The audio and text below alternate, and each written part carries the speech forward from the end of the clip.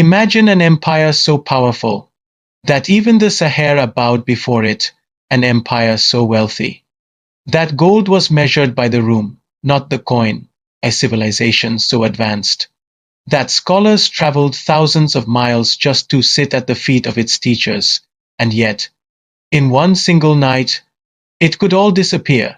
This is the story of the Songhai Empire, Africa's true superpower, a kingdom that dominated West Africa for centuries, until betrayal, invasion, and destiny collided in a way no one saw coming.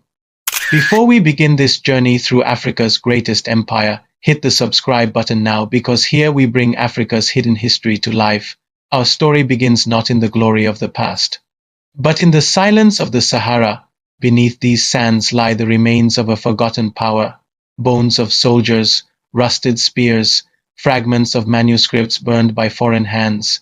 These are the whispers of Songhai, an empire whose rise was miraculous, and whose fall was unimaginable.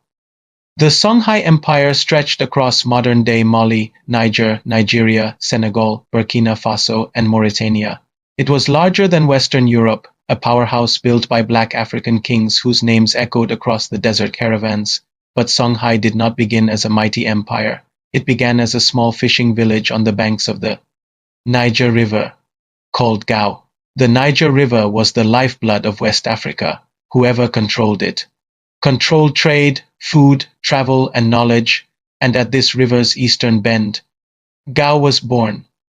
Gao was not a city of gold.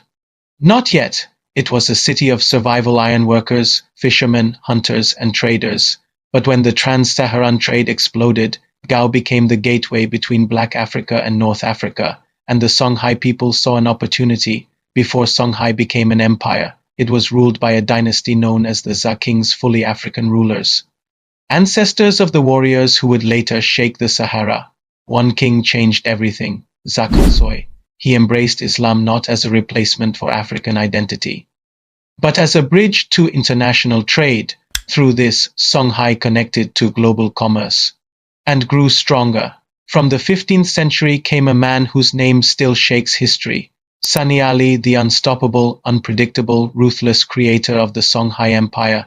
Some called him a savior, others a tyrant, but all feared him. Timbuktu, the jewel of learning, had fallen into chaos. The Tuareg seized it, destabilizing the region. Sunni Ali marched with thunder. His cavalry crushed the invaders. Timbuktu was reclaimed, but Sunni Ali punished those he believed betrayed the city. Historians debate his brutality, but there is no debate about one thing: he restored order. Jen was Africa's strongest fortified city. Sunni Ali besieged it. For 7 long months, there was no escape. Eventually, Jen surrendered, not to violence, but to inevitability. With Timbuktu and Jen under his command, Sunni Ali controlled the Niger River, the spine of West Africa. He built the greatest river navy in African history. Thousands of boats, soldiers who knew every bend of the river. No one could escape Sunni Ali, not on land, not on water. In 1492, the same year Columbus sailed to the Americas, Sunni Ali died mysteriously. Some say he drowned, some say he was poisoned, some say spirits took him. After Sunni Ali's death, his son Sunni Baru rose to the throne, but many believed he lacked the fire, the wisdom, and the edge his father carried like a second skin. Among the doubters was a man destined to reshape Africa, Muhammad II, later known as Askia the Great. He challenged Sunni Baru, not for personal glory but to save the empire from collapse. The battle was fierce: cavalry against cavalry, spears against shields, courage against destiny. When the dust settled, Muhammad II stood victorious. Songhai had a new king and a new chapter. He took the name Askia and would be remembered as Askia Muhammad I. Askia the Great. Under his rule, Songhai reached its greatest height, politically, economically, culturally, and spiritually. Askia the Great was not just a warrior, he was a visionary politician. He divided the empire into provinces, appointed governors, ministers, judges, and established a tax system so efficient that merchants prayed for Songhai rule. For the first time, Songhai became a true modern state. Askia the Great traveled to Mecca. His caravan was so large, so rich, so majestic, that people compared it to the legendary journey of Mansa Musa. He met with scholars, administrators, and jurists. He brought back knowledge and used it to strengthen Songhai's political and justice systems. Under Askia, Timbuktu reached its intellectual peak. The University of Sankor became a beacon of knowledge, astronomy, medicine. Mathematics, law, philosophy all flourished. Some manuscripts still survive today, hidden in family libraries, rescued from war and fire. Songhai's wealth did not come from luck. It came from organization, innovation, and control. Askia secured every trade route, protecting merchants from bandits and ensuring taxes flowed like the Niger River. Under Askia the Great, the Songhai military became the most formidable force in Africa. His cavalry dominated open plains, his infantry secured cities, and his river navy unmatched controlled the Niger like no other. No empire dared challenge Songhai, but even the greatest kings face the cruelty of time. As Askia aged, his sons began to fight for power. Eventually, his own son Askia Musa overthrew him, and he was caged. But the empire he built still roared. After Askia's deposition, chaos seeped into the cracks of the empire. Weak rulers came. Strong ones tried to fix things. But the unity Askia forged was fading.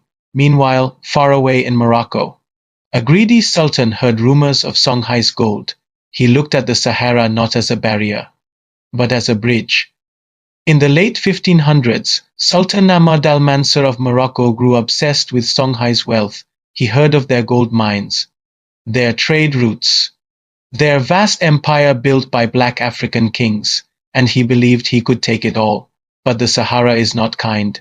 It swallowed men, horses, and even hope. Many soldiers died before ever seeing Songhai. When news of the invasion reached Songhai, the empire mobilized the largest army in West Africa. Some say 30,000, some say 40,000, some say more. They outnumbered the Moroccan invaders 10-1, but numbers were not enough. On the morning of the battle, two worlds collided: the proud, historic, unmatched power of Songhai and the cold, emerging power of gunpowder. The Songhai cavalry, their greatest strength, launched a massive charge. No army in Africa had ever survived such an assault. But on this day, something changed. Firearms tore through armor, gunpowder shattered courage, and the future crushed the past. In desperation, Songhai unleashed a dangerous tactic, stampeding cattle to break enemy formations. But when the cannons roared, the terrified cattle turned on their own army. The cavalry retreated, the infantry fell, the battle was lost, and with that one battle, the fate of the Songhai Empire was sealed. The invaders swept into Gao, the beating heart of Songhai. Libraries were raided, treasures stolen, families torn apart. When the Moroccans reached Timbuktu, its scholars refused to bow. Many were arrested, exiled, or killed. But some hid their manuscripts in the desert, preserving African knowledge for future generations. Though Gao and Timbuktu were lost, the spirit of Songhai refused to die. Princes, generals, and warriors retreated east, forming new capitals at Dendi. For decades, they fought a bitter resistance war, harassing Moroccans, cutting supply lines, ambushing invaders.